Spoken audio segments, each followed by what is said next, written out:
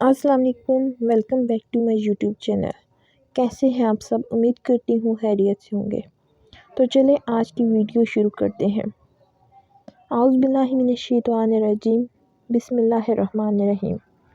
نماز کی اہمیت قرآن و حدیث کی روشنی میں۔ ایمان کے بعد اسلام کا اہم ترین رکن نماز ہے۔ قرآن کریم اور احادیث شریف میں نماز کے فضائل اور اس کی اہمیت کو کثرت سے بیان کیا گیا ہے۔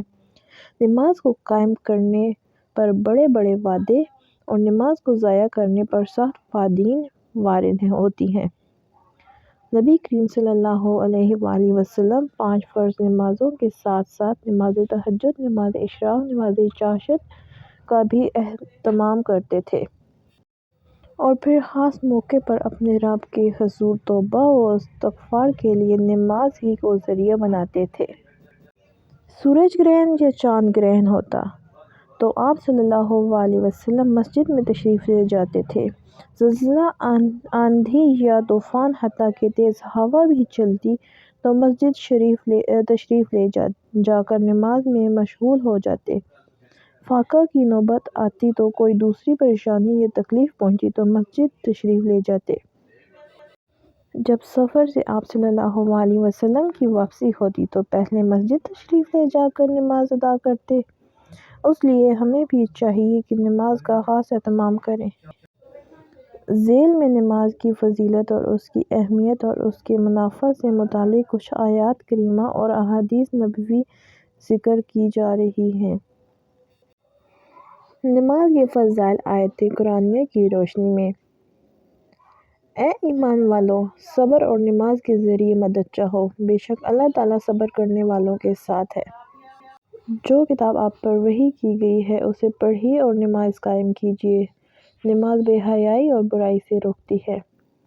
اللہ تعالیٰ نے فرمایا کہ میں تمہارے ساتھ ہوں اگر تم نماز قائم رکھو گے اور زکوٰۃ دیتے رہو گے۔ اور اگر کوئی پریشانی یا مصیبت آئے تو نمازوں کی ادائیگی اور صبر کے ذریعے اللہ تعالیٰ سے مدد مانگیں۔ یہ چیز شاہ کو بھاری ہے مگر اللہ تعالیٰ سے ڈرنے والوں کے لیے مشکل نہیں۔ یقیناً ان ایمان والوں نے فلاح کامیابی پائی جو اپنی نماز میں خشوع کرتے ہیں اور جو اپنی نمازوں کی خبر رکھتے ہیں۔ یہی وہ وارث ہیں جو جنت الفردوس کے وارث ہوں گے جہاں وہ ہمیشہ رہیں گے۔ حقیقت یہ ہے کہ انسان بہت کم حوصلہ پیدا کیا گیا ہے۔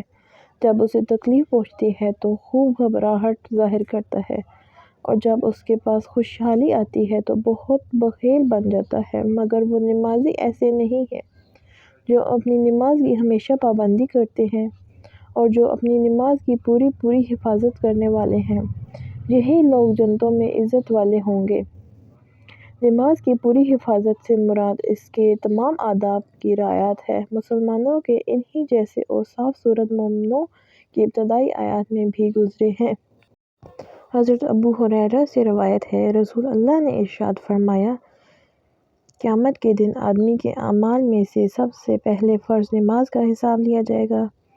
اگر نماز درست ہوئی تو وہ کامران ہوگا، اور اگر نماز درست نہ ہوئی تو وہ ناکام اور خسارہ میں ہوگا۔ حضرت عبداللہ بن مسعود رضی اللہ عنہ فرماتے ہیں کہ میں نے رسول اللہ سے دریافت کیا کہ اللہ کو کون سا عمل زیادہ محبوب ہے؟ آپ صلی اللہ علیہ وسلم نے ارشاد فرمایا، نماز کو اس کے وقت پر ادا کرنا۔ میں نے کہا کہ اس کے بعد کون سا عمل اللہ کو زیادہ پسند ہے؟ تو آپ صلی اللہ علیہ وسلم نے فرمایا، والدین کی فرمانبرداری۔ میں نے کہا اس کے بعد کون سا عمل اللہ کو زیادہ محبوب ہے؟ تو آپ صلی اللہ علیہ وسلم نے کہا کہ اللہ کے راستے میں جہاد کرنا۔